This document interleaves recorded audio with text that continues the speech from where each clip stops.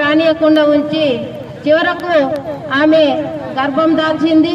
ఇప్పుడు 9 నెలల గర్భవతి. తెల్లారితే ఆమె డెలివరీ అయ్యే సమయం.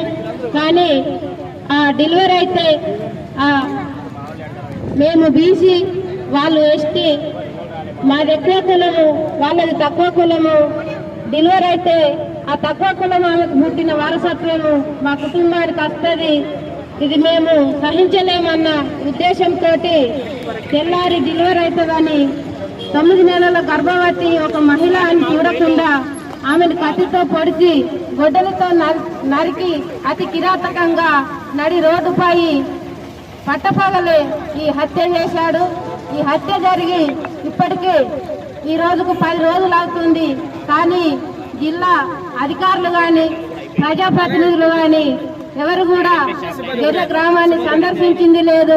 ప్రాణం కోల్పోయినటువంటి కుటుంబానికి న్యాయం చేస్తామని పరామర్శించింది లేదు, వాళ్ళకు ధీమా వ్యక్తం చేసింది లేదు.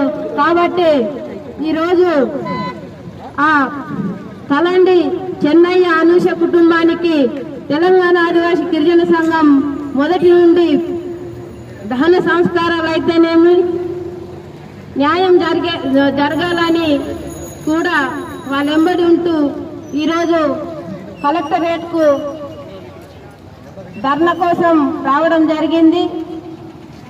అట్లనే ఎవరైతే నిందితులు ఉన్నారో వాళ్ళని అతి కఠినంగా శిక్షించి వాళ్లకు జీవిత యావత్ కారాగార శిక్ష విధించాలని, వాళ్ళ కుటుంబానికి 5 ఎకరాల భూమి ఇవ్వాలి. అట్లనే వాళ్లకు కనీసం ఉండడానికి కూడా ఇల్లు లేదు, ఇందిరమ్మ ఇల్లు ఇవ్వాలి. అట్లనే వాళ్ళ కుటుంబంలో ఒకరికి ఉద్యోగం ఇవ్వాలి. కాబట్టి ఇవన్నీ డిమాండ్స్ పెట్టుకొని ఈరోజు కలెక్టరేట్ ముందు ధర్నా చేస్తున్నాం. కలెక్టర్ బయటికి వచ్చి వాళ్ళ కుటుంబం ఇక్కడే ఉంది, ఆ కుటుంబానికి హామీ ఇచ్చేంత వరకు ఇక్కడికి వెళ్ళి కదిలేదు లేదు. ఈ ధర్నా కొనసాగుతూనే ఉంటది. ఎస్పీ గారు కూడా, కలెక్టర్ గారు కూడా, ఎందుకంటే చనిపోయింది ఒక ఆదివాసీ మహిళ, ఒక పేద మహిళ, గిరిజన మహిళ. వాళ్లకు ఆ దహేగా మండలం రావడానికి మార్గం దొరుకుతలేదు.